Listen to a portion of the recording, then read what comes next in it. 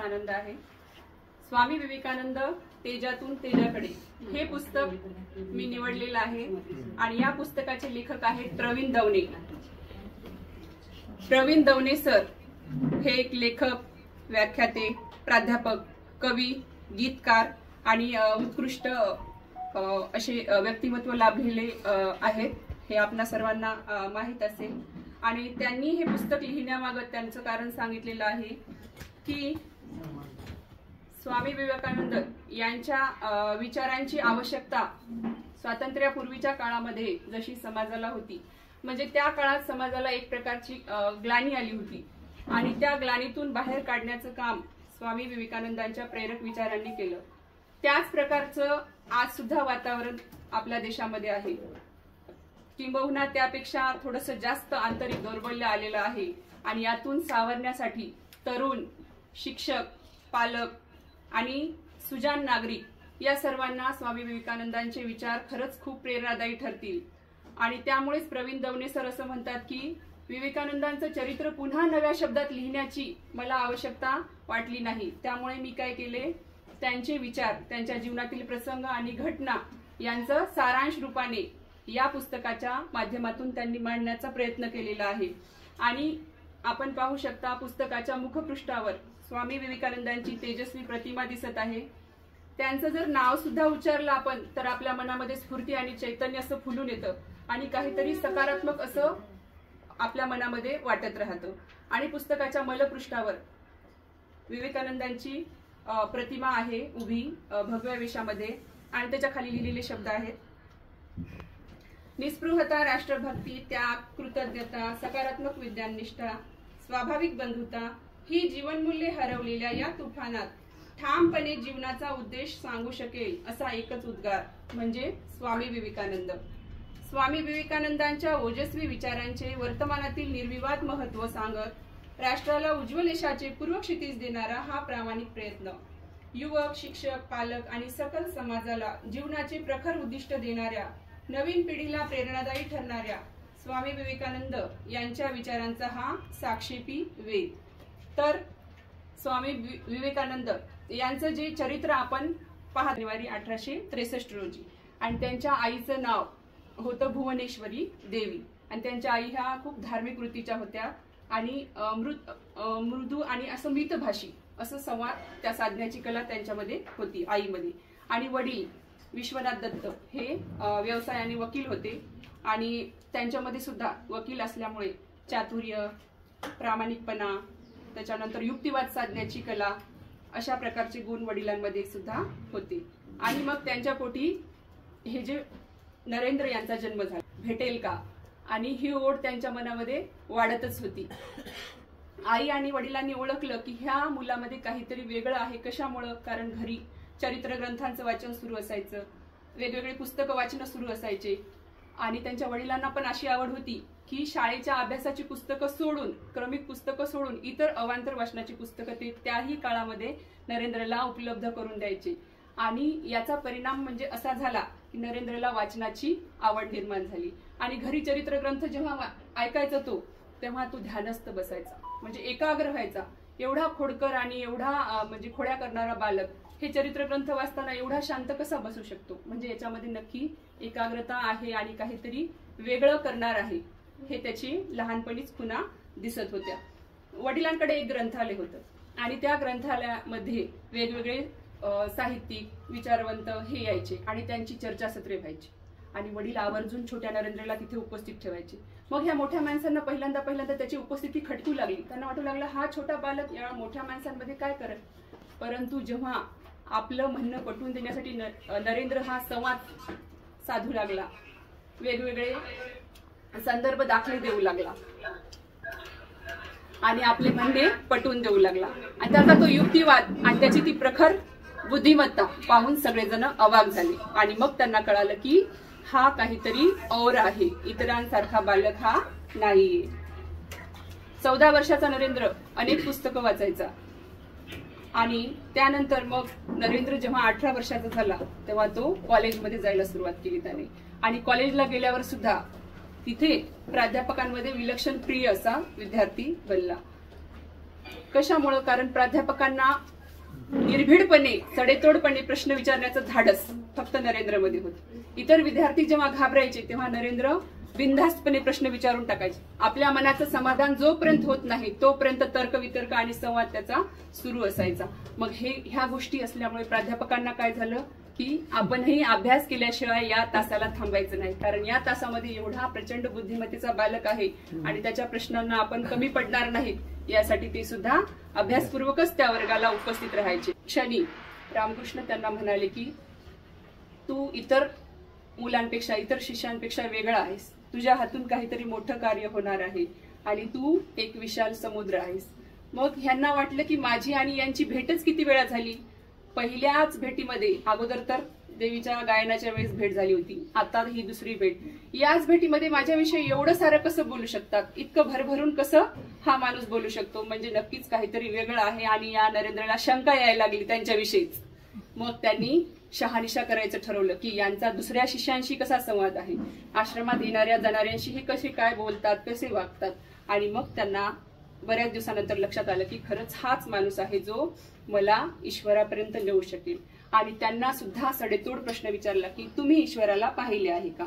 आणि पहिला माणूस यांना आयुष्यामध्ये भेटला रामकृष्ण परमहंसाच्या रूपाने की जो म्हणाला की मी ईश्वराला पाहिले आहे आणि तुला जर पाहायचं असेल तर ते सुद्धा शक्य आहे.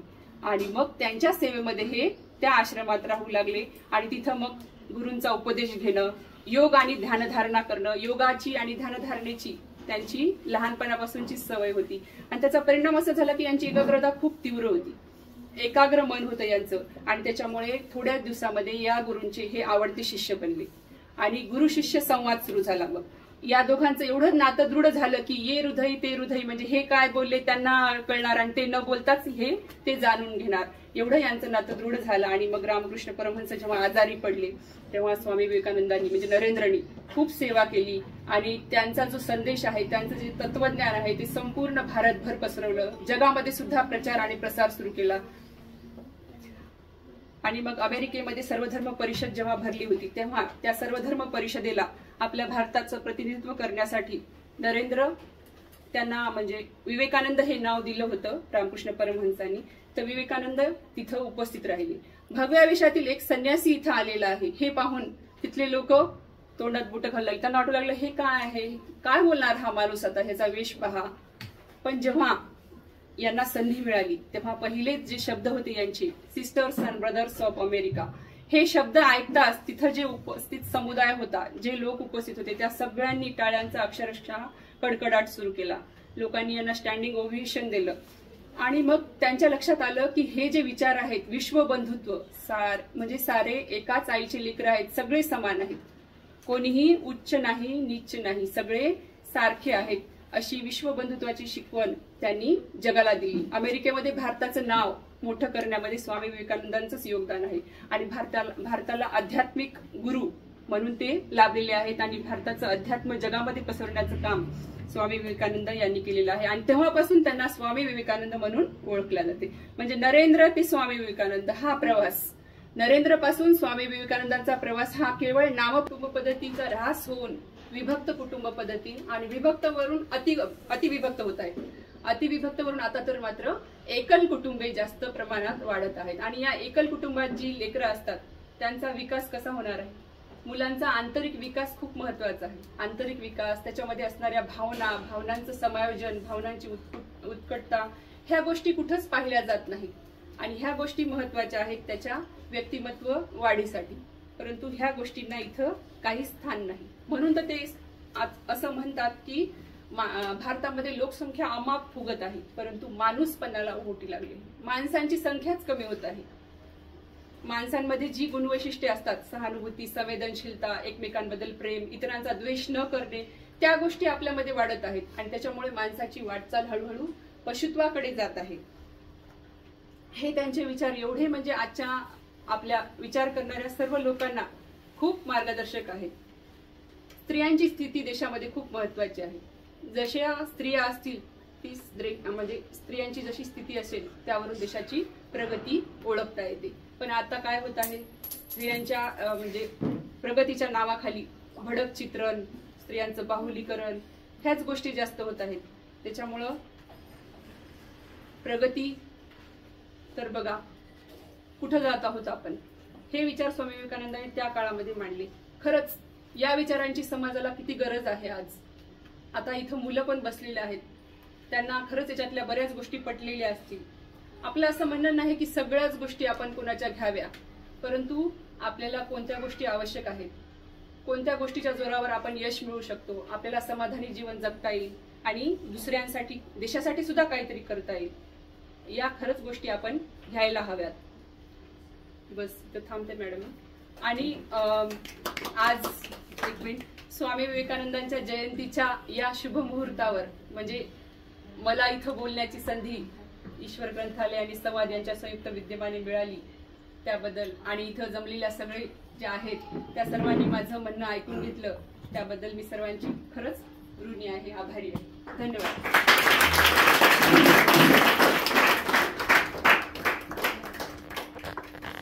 आताच शारदा पाटील मॅडम यांनी स्वामी विवेकानंद यांच्याबद्दल खूप छान माहिती दिली. आणि आज योगायोग असा आहे की समोर विद्यार्थी खूप आहेत की आम्ही नेहमी म्हणतो की संवाद आणि ईश्वर ग्रंथालयाचं एक नेहमी म्हणणं असतं की आपण थोडे आता म्हणजे वृद्धत्वाकडे झुकलेले आहोत. आपण जे काही घडायचं ते घडलेले आहोत किंवा बिघडायचे ते बिघडलेले आहोत, पण येणाऱ्या पिढ्या घडाव्यात हा ईश्वर ग्रंथालय आणि समाजचा उद्देश आहे. आणि जास्तीत जास्त आपल्या सहवासामध्ये असणारी तरुण लोक विद्यार्थी इथं हजर व्हावीत. आणि आज मात्र ईश्वर ग्रंथालय खचाखच या विद्यार्थ्यांनी भरलेला आहे. आणि अशा प्रसंगी की स्वामी विवेकानंदांचे विचार त्यांना ऐकायला भेटणं खरंच खूप मोठा म्हणजे हा योग आहे की विद्यार्थ्यांनी आजचे विचार शांतपणे ऐकून घेऊन नाही तर ते विचार त्यांनी आपल्या आचरणात आणायला पाहिजे. त्याशिवाय आपण कितीही मोठे ग्रंथ जरी वाचले तरी काही उपयोग होणार नाही. स्वामी विवेकानंदांचा प्रत्येक विचार आपण पाहिला असेल, आता पाटील मॅडमनं सांगितलं, त्यातला प्रत्येक विचार तुमच्यासाठी अत्यंत महत्त्वाचा आहे. तुमच्या व्यक्तिमत्व विकासासाठी तुम्ही दिसणं महत्त्वाचं नाही. आज मला वाटतं की खरंच तरुण पिढी दिसण्याकडे खूप वळती आहे, मुलं असो अथवा मुली असो, पण आपण काय आहोत, आपले आंतरिक गुण, आपल्या आंतरिक क्षमता काय आहेत हे खूप महत्त्वाचं आहे. आणि याच प्रसंगी मला अजून एक स्वामी विवेकानंदांचं की त्यांची स्मरणशक्ती, त्यांची एकाग्रता एवढी प्रचंड होती की एक थोडा किस्सा सांगते मी की स्वामी विवेकानंद जेव्हा भारत दर्शनासाठी निघाले होते त्यांनी पण हाच विचार केला होता की मला ज्या देशाची सेवा करायची तो देश कसा आहे मला पाहिलं पाहिजे. आणि त्यांनी भटकंती पायी भ्रमण सुरू केलं होतं. तर ते गुजरातला एका पोरबंदर ठिकाणी थांबले होते. तर तिथले एका आश्रमामध्ये त्यांचा शिष्य जायचा आणि एक मोठे मोठे ग्रंथ घेऊन यायचे. ते दररोज एक ग्रंथ वाचायचे आणि परत दुसऱ्या दिवशी परत करायचे. तर तिथले जे ग्रंथपाल होते ते म्हणे का तुमचे जे स्वामी आहेत ते स्वामी काय ना म्हणजे बऱ्याच जणांना सवय असते की फक्त ग्रंथ चाळायचे आणि वापस करायचे, अशी तर त्यांना काय दाखवायचं का मी खूप वाचन करतो म्हणून. असे 3 ग्रंथ त्यांनी घेऊन गेले होते. मग चौथ्या दिवशी तिसऱ्या दिवशी ते ग्रंथ घेऊन आले ते शिष्य आणि स्वामींना त्या ग्रंथपालाचं म्हणणं असं सांगितलं. चौथ्या दिवशी जेव्हा तो ग्रंथ वाचून स्वामी विवेकानंद वापस द्यायला गेले, स्वतः गेले, ते म्हणे की तू नको जाऊ आता मी जातो म्हणून. आणि त्यांनी सांगितलं की मी आज 4 ग्रंथ वाचलेले आहेत, या 4 ग्रंथामधलं कुठलंही मला तुम्ही एखादा प्रश्न विचारा. आणि यांनाही वाटलं की एवढ्या आत्मविश्वासाने हे स्वामी बोलतात आपण विचारलं पाहिजे. आणि म्हणून त्यांनी 2-4 काही प्रश्न विचारले. त्या प्रश्नाची उत्तरं स्वामी विवेकानंद यांनी एका शब्दात किंवा एका वाक्यात दिले नाही, तर तो जो काही उतारा आहे त्याच्या मागचे पुढचे सगळे आणि पान क्रमांकासहित त्यांनी उत्तर दिले. तर ते म्हणतात की एका दिवसामध्ये एवढं कसं शक्य आहे. तर ते म्हणतात माझी विद्यार्थ्यांसाठी महत्वाची सूचना की माझी मी ध्यान धारणा करतो आणि माझी एकाग्रता एवढी वाढवलेली आहे की एका नजरेमध्ये एक पान वाचू शकतो मी, एका नजरेमध्ये. एवढं त्यांचं म्हणजे वाचनावरचं हे होतं. हे मला विद्यार्थ्यांसाठी मुद्दाम सांगावं वाटलं की तुम्ही सुद्धा तुमची एकाग्रता वाढवा, तुमच्यासाठी सुद्धा अशक्य असं काहीच नाही. आणि दुसरं की अशी गोष्ट ते म्हणतात की व्यक्तिमत्व चांगलं असावं. स्वामी विवेकानंद यांच्या मते व्यक्तिमत्व म्हणजे काय, तर व्यक्तिमत्व म्हणजे फक्त दिसणे नव्हे. फक्त दिसणे, दिसण्यामध्ये कोणत्या गोष्टी येतात, शरीराचा रंग, रूप, उंची, आकार, डोळे, नाक यांची रेखीवता, आखीवता. तर ह्या गोष्टी काय आहेत, ह्या गोष्टी क्षणिक आहेत, ह्या चिरकाळ टिकणाऱ्या नाहीत, नाशवंत आहेत. फक्त असणे महत्वाचे, दिसण्यापेक्षा असणे हे खूप महत्वाचे. असणे म्हणजे काय, तर माणसाची आंतरिक क्षमता काय आहे, त्याचा आंतरिक विकास किती झालेला आहे, त्याचा विचार करण्याची क्षमता, त्याचे विचार कसे आहेत, विचारांची पातळी, विचारांचा दर्जा कशा. ज्या माणसाचे कसदार विचार असतील तोच खरा व्यक्तिमत्वाचा धनी असं ते म्हणतात. म्हणजे यासाठी त्यांना असं वाटतं की आपले विचारही महत्वाचे आहेत, निर्णय घेण्याची क्षमता आपली कशी आहे, म्हणजे समस्या निराकरण आपण कसं काय करू शकतो, एखाद्या अशी वेळ येते जेव्हा आपल्याला निर्णय घेण्याची वेळ पडते तेव्हा हा माणूस कसा निर्णय घेतो, या सर्व गोष्टींवर व्यक्तिमत्व अवलंबून आहे. आणि व्यक्तिमत्वामध्ये सिंहाचा वाटा आहे आत्मविश्वासाचा. आत्मविश्वास 2/3 भाग म्हणजे कार्य करतो. कोणतंही कार्य करण्यासाठी आत्मविश्वास खूप महत्वाचा आहे. आत्मविश्वासाच्या बळावरच आपण कोणतीही कार्य करू शकतो. म्हणून आपल्याला विद्यार्थ्यांच्या मनामध्ये, युवकांच्या मनामध्ये आत्मविश्वास निर्माण करण्याची आवश्यकता आहे. आणि त्यासाठी त्यांना सकारात्मक प्रेरणा देणं, सकारात्मक बोलणं. आता आपण शिक्षक असू किंवा पालक असू, आपण पाहतो की विद्यार्थ्यांना आपण जर सकारात्मक बोललो तर त्या विद्यार्थ्याचा विकास खरंच सुरळीत होण्यासाठी मदत होते. जर आपल्याकडून नकारात्मकता गेली, नकारात्मकतेचा पहिला सूर अपयशाला आमंत्रण देतो. त्याच्यामुळं मुलांना बोलताना कधीही नकारात्मक गोष्टी टाळाव्यात असं ते म्हणतात. आणि त्यांनी सांगितलेलं आहे युवकांना की तुम्ही सामर्थ्यशाली व्हा, सामर्थ्यशाली व्हा, दुबळे जीवन जगू नका. दुबळी शरीरे आणि मने नेहमी दुःखांना आमंत्रण देतात. त्याच्यामुळं तुम्ही दुबळेपणा सोडा आणि सामर्थ्यवान व्हा. भित्रेपणा सोडा, निर्भय व्हा. भेकडपणा सोडून द्या. भित्र्या माणसांना जगात काही स्थान नाही आणि भित्री माणसे कधीही विजयी होत नाही. आपण काही कार्य करत असू, प्रयत्न करत असू तर आपल्या चुका होणार आणि चुका झाल्याच्या नंतर आपल्याला निंदकही भेटणार. परंतु निंदकांना किती महत्व द्यायचं हे आता आपलं आपण ठरवायचं. निंदक कुणाला असतात, जो काहीतरी करायला किंवा वेगळं काही करू पाहायला. जो काहीच करत नाही, चिखलाप्रमाणे दबत राहतो, जसा आकार चिखल घ्यायला तसा तो आकार घ्यायला, तर त्याला विरोधक असतील का? त्याला विरोधक नक्कीच नसणार आहे. त्याच्यामुळे विरोधकांना तुम्ही अजिबात घाबरू नका, त्यांच्याकडे लक्ष देऊ नका.